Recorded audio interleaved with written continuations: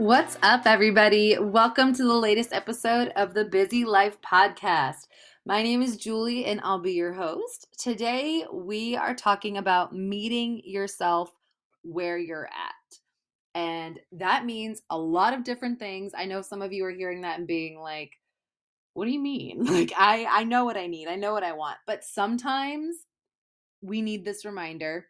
Sometimes we need to hear it from somebody else to slow down, stop, restart, whatever it is. So, this is me doing that for you. If you are on a roll right now in life and you are killing it, you're thriving, you are on it, great. Keep going. Do not stop. Use this momentum. And for you, meeting yourself where you are means that it is time to level up. It means that you are on this awesome trajectory and you got to ride it and you got to keep pushing. For the rest of us, and neither one is right or wrong, we're in a phase of life where we're like, it's just, ah. So for us, meeting ourselves where we're at means we are giving ourselves grace. We are honoring what's going on in our life. We're honoring maybe extra times of rest. Maybe we are spending some more time doing more relaxing things than we are pushing and hitting those goals. And that's okay. And what I want to say before we really get into this is again, neither one of those are right nor wrong. Life can happen all at the same time, meaning happiness can happen at the exact same time that sadness can happen. Anger can happen at the exact same time that, so much love is happening too. I have so many examples of this in my life, and I want to let you, I want to tell them to you because I think that when you hear them, you'll be like, oh, yeah, yes, like it can. Because something I know as a special education teacher, as somebody who was a classroom teacher, when we teach feeling and feelings to our students, we forget to tell them that this can happen. I was having a conversation today with one of my students' parents, and I said to her, I just wish I could go in your child's mind and see how she's feeling. Because she always seems happy, and like you can tell when she's not happy, but she's so happy go lucky. But she can't tell me what she needs. She's verbal, but she is doing a lot of repeating and things like that. And then she said, well, it's hard to do that even as an adult. And I was like, you know what? You are so right. We teach kids in as early as kindergarten what it means to be happy, sad, even pre-K, angry, excited, frustrated. And something that we do at my school is we use something called the zones of regulation. And we use different colors to help us identify how we're feeling. Two of my coworkers actually co-wrote a curriculum called Colors, and they use these colors to help students identify how they're feeling. And the awesome thing about these is that like the colors represent more than one thing at a time. So red is just like and like that can be excited, or it can be like woo, I'm ready, or it can be like, oh, I'm mad, I'm pissed, I'm angry. Like it's just like a wow feeling. And then yellow is like, okay, like I'm getting a little elevated. And elevated can mean like, all right, I'm getting a little excited, or I'm getting a little nervous, or I'm getting a little pissed off, but like you're elevating, right? Green is like, I'm good. I'm good. I'm calm. I'm fine. I'm happy. Like I'm good. Green means go. And then blue is like, oh, you're either depressed, you're sad, maybe you're tired, you're sick. So, the awesome thing about that is that you can be more than one thing at a time with those two.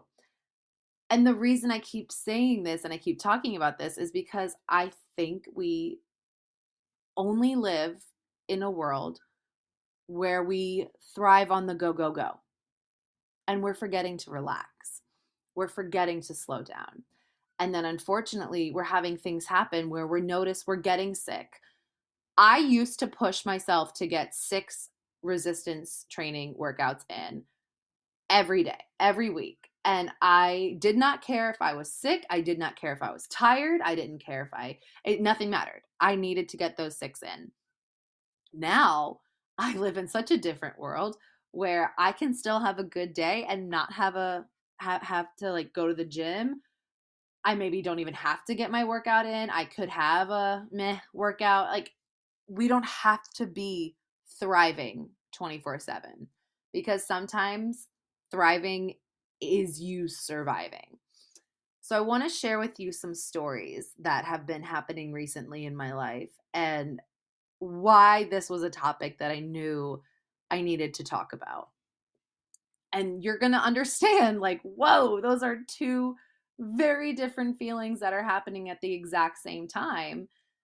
And of course, I'm going to tell you what I'm doing about it, because I will never have a podcast episode where I don't give something back to you. You know, my goal for this episode, for this entire show, really, is for you guys to feel like you always get something out of this. You know, there's something in it for you. There's something that I can gift to you, and something that you can use to make today, tomorrow, or just make your world a little bit better.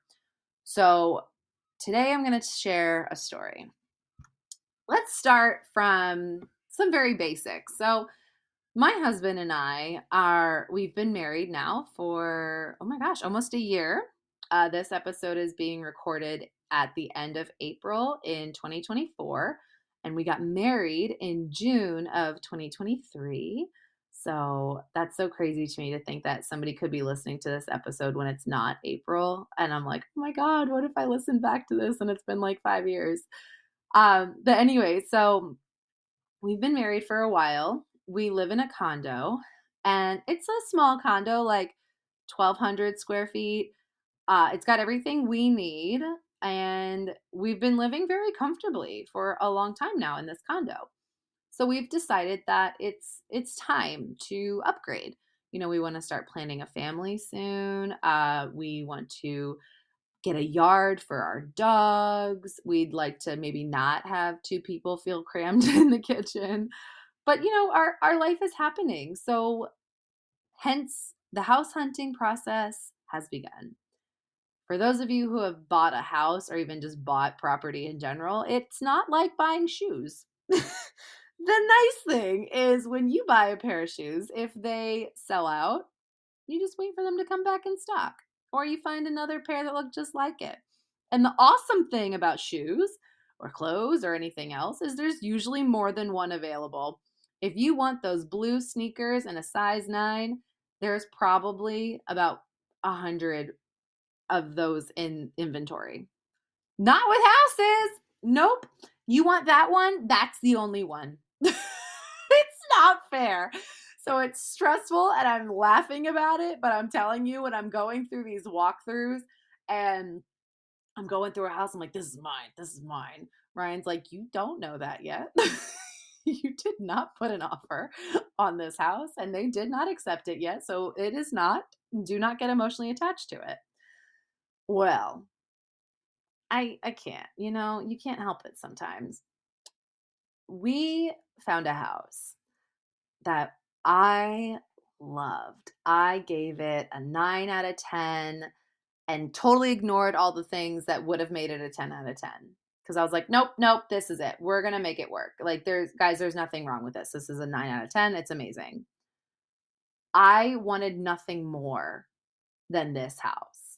It was so cool. Guys, the garage was detached from the house, which wasn't like something that I really wanted, but it was something that I noticed and I thought was kind of cool, because above the garage was like a second basement style room and a podcast studio. Of course I want that. Of course I want that. That's literally my dream. The minute I walk in there, I see this and I'm like, oh, I can put my big sign for the Busy Life podcast there. I can have my schedule of who's coming on when and what episodes I'm going to talk about. I can have my mic. I can have my soundproof walls. I mean, it was the dream, right? Like going into that room was the dream.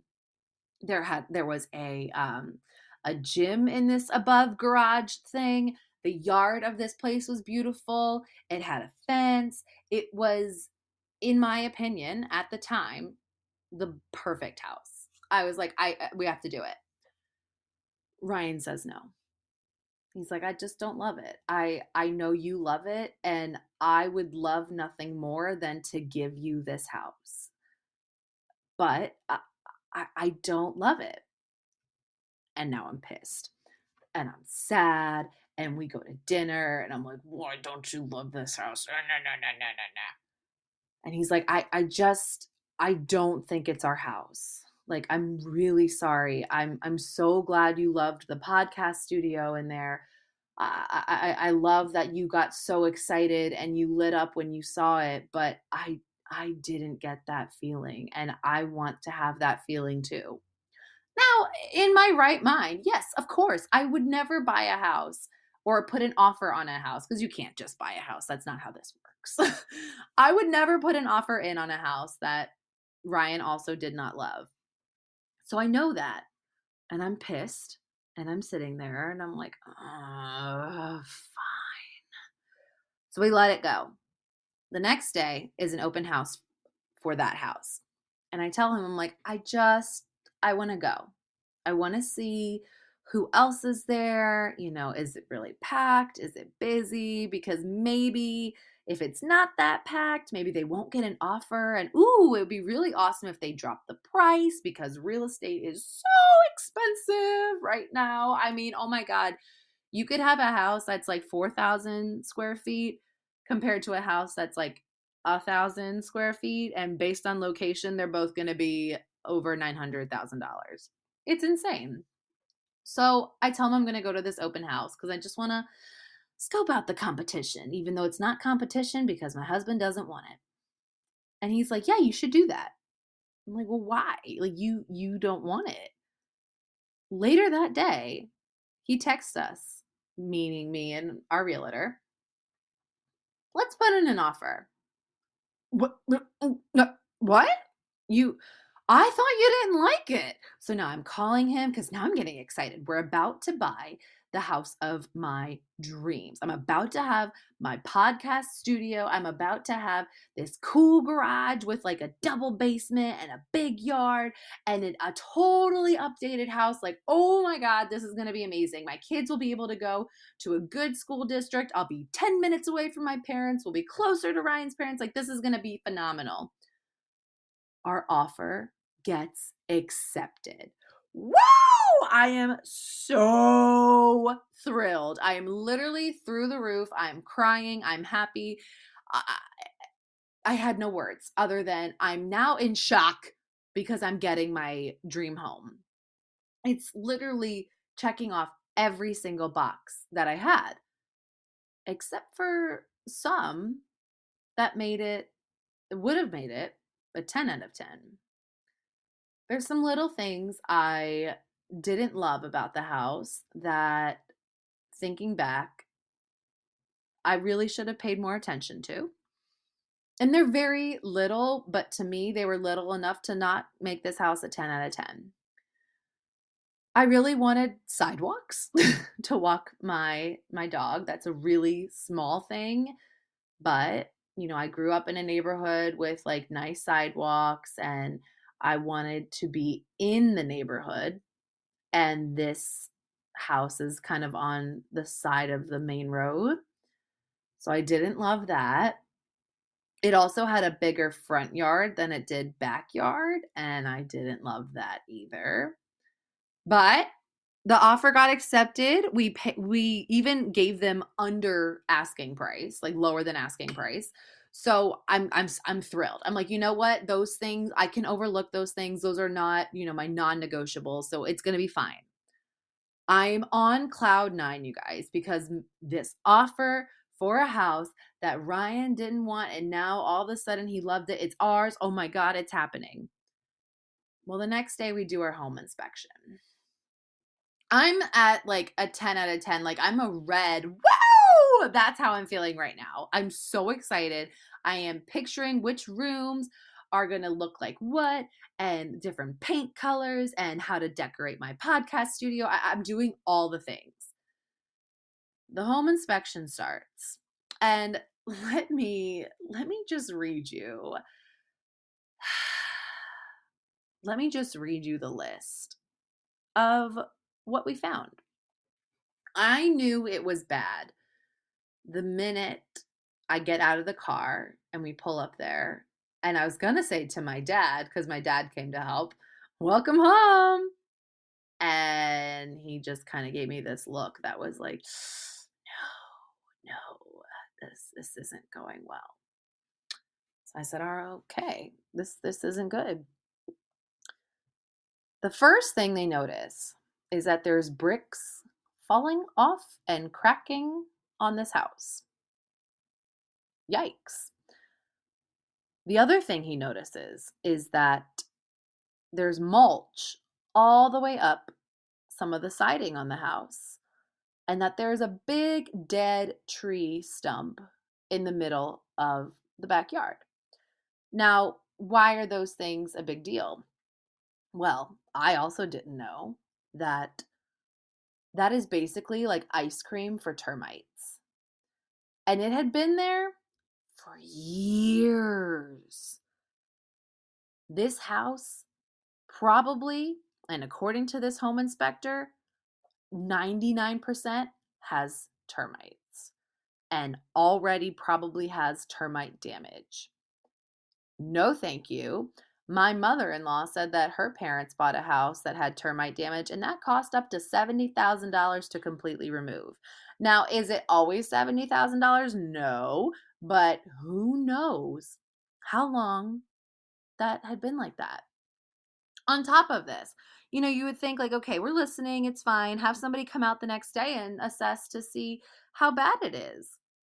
Well, we had until 9 o'clock that night because there was another offer on the house.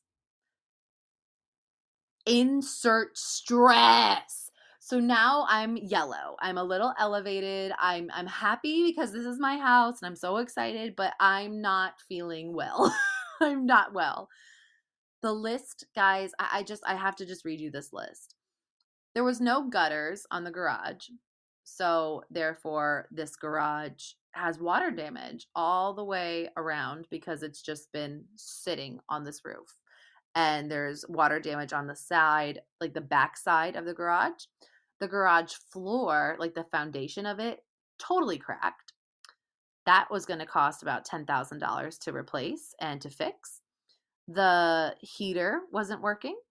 There was loose electric wires in the sunroom. There was there was lead paint that was used on the back windows and it was chipping and falling all over the place. So that's toxic to little kids that could potentially put that in their mouth, or my dogs. I mean, you guys know Tucker, the you-know-whatter. He eats anything and everything that's on the floor, whether it's lead paint, a carrot, or a damn lizard. He'll eat anything.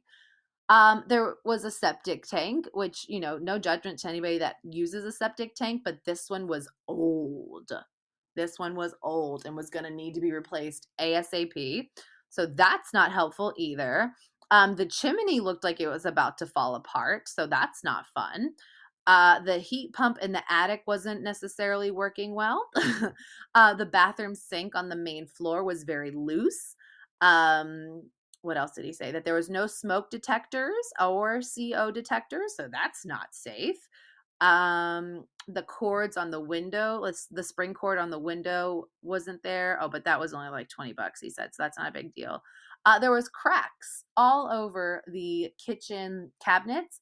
Well, guess what? I missed that because they had their sign up over it. Smart shits. There was also a large crack in the kitchen on the floor.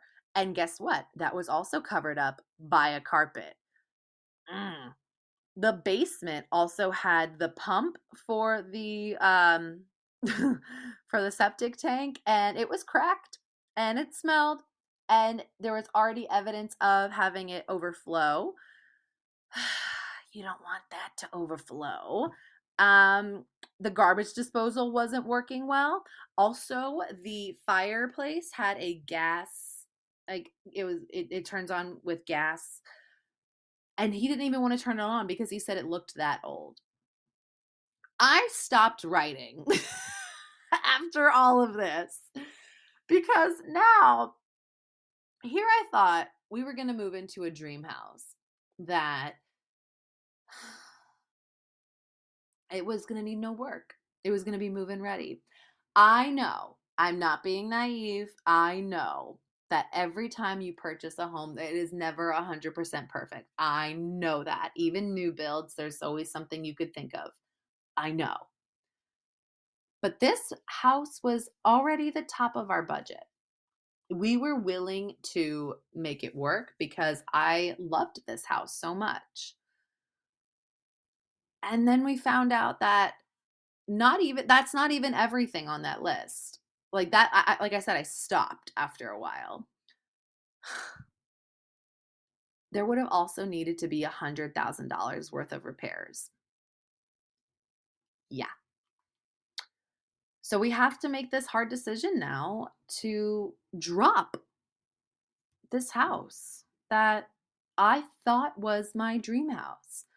So here I was on the highest of highs, so excited, so thrilled. I mean, people look for houses for years sometimes before they find the right house. And here I found it in a week. Nope. And I dropped to the lowest of lows. And, some of you are like, well, it's just a house. It's just a house. I couldn't help it. I got emotionally attached. I began to see my family there. I could see raising a family there. I could see me and Ryan loving it there. And it just went away. And the worst part too is that I I just got so happy.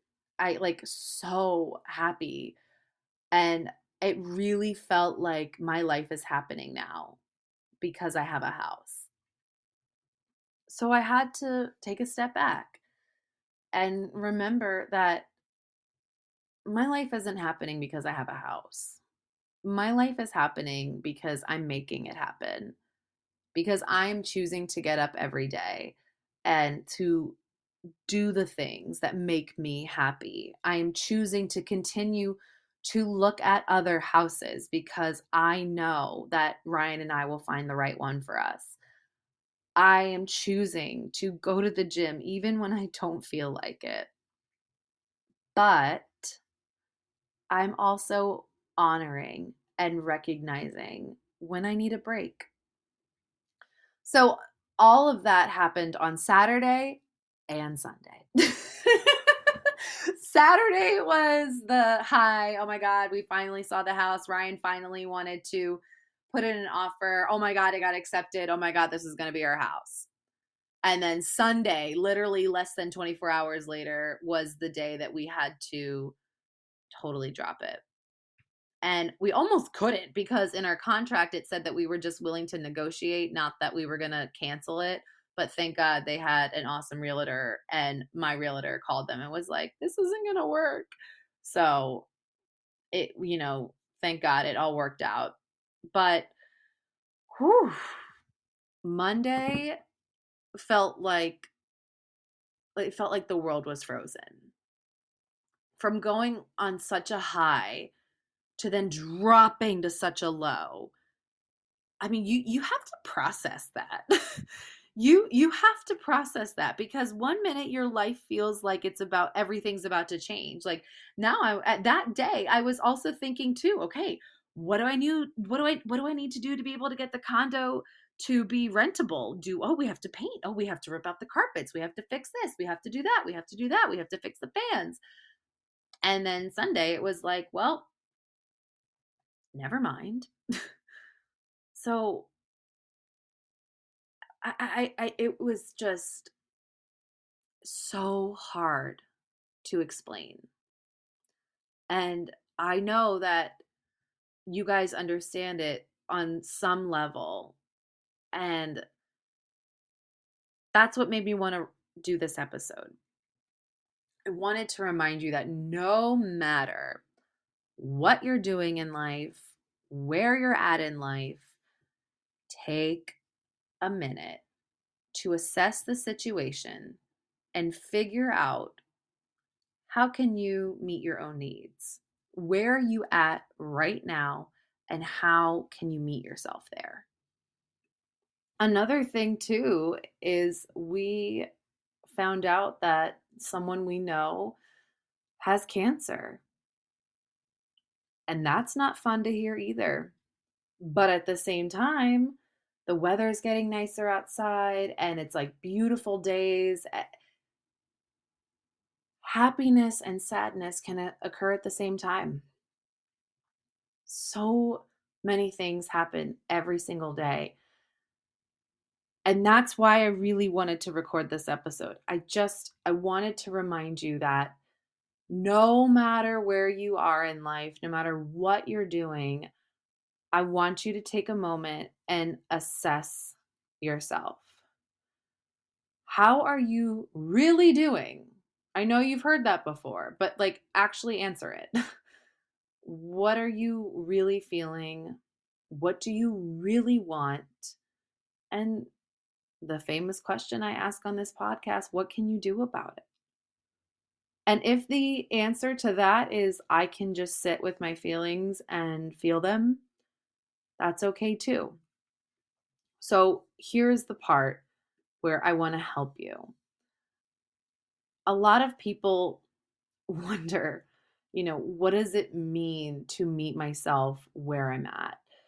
And it really does just mean taking note of where you're at in your life, taking note of what's going on in your life, how you're feeling, and giving yourself permission to focus on what is important right now based on this current moment in time. And noticing and recognizing that changes. When we found out that this person had cancer, I noticed that, Ryan and I were laughing and joking a little bit more than we are right now, because right now where we're at is we need to just be, and we need to just be there for each other, and we need to just process it. And that's okay, because this is life. Just like with the house, we were so thrilled and so excited. And what we wanted to do in that moment was celebrate. So in that moment, I needed to be with my family and cheer and scream and be happy. And right now, that's not what I need right now. I also I know that my girlies who work out feel this too. When you're going to go to the gym and you're going to have a good workout. You know exactly what I'm talking about. You got your playlist ready, you've got your workout ready, your headphones are in, you're wearing a cute gym workout, you're in like your cute gym clothes. The gym is empty. That's my favorite. I love it when the gym is empty. It's going to be a good workout.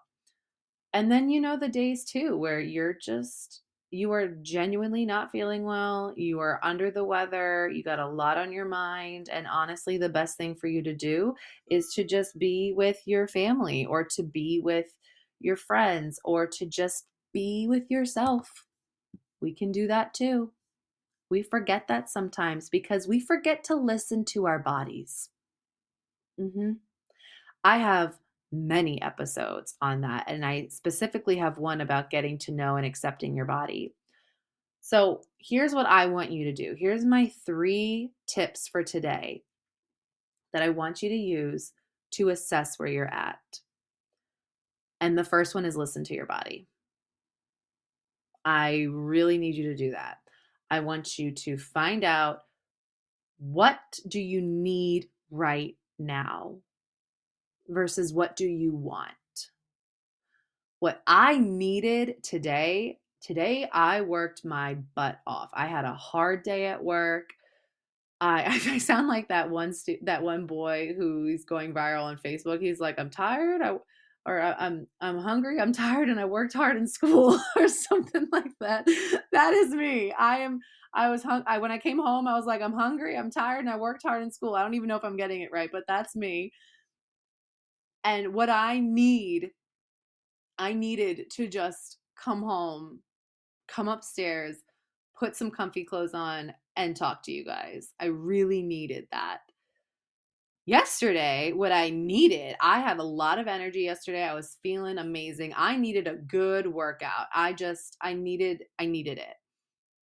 What I wanted today was to buy the cookie dough that was on sale at Roots, but I did not because I'm trying to be good. But you know what I mean. Sometimes you need that cookie dough. You know what? Sometimes there's days that you had a hard day and you need to go get that because you deserve it. You deserve it all the time. And that's a whole other thing too. But let's not get into that. But that's the first step, is listening to your body. With that comes step number 2, which is understanding your emotions. And I'm not going to lie, it took me a long time to be able to do that. I struggle with anxiety a lot. I've had anxiety for a long time, almost my whole life. And I really didn't understand my emotions until I started journaling, until I started spending time alone with myself, because I'm choosing to. I choose to go on walks by myself almost every day. And I choose to just let my body feel what it's feeling and not judge it for doing that. So that's your second one, is understand your emotions. And then number 3 is going to be do something about it. Now that you are listening to your body, you're understanding your emotions, you're identifying your wants versus your needs, and you can have both. It's up to you. I don't know what your current situation is. I'm always happy to talk to you guys. I love getting messages from my listeners, but every day is different, every moment is different, and every person is different. I now need you to do the work. What are you going to do about it? What's going to help you? And you might not know the answer as you're listening to this right now, but you will when you give yourself time to listen to your body, to understand your emotions. The answer will come. If you are still unsure, I have many different episodes on nutrition, working out, loving your body, anxiety, girl power, you name it. Tons of episodes that can give you guys any kind of insight to help you meet your own needs. And I just want you to recognize that it does not have to be perfect. What you need today might not be what you need tomorrow. What you want today, you might not want tomorrow either. Listen to your body. Take care of yourself.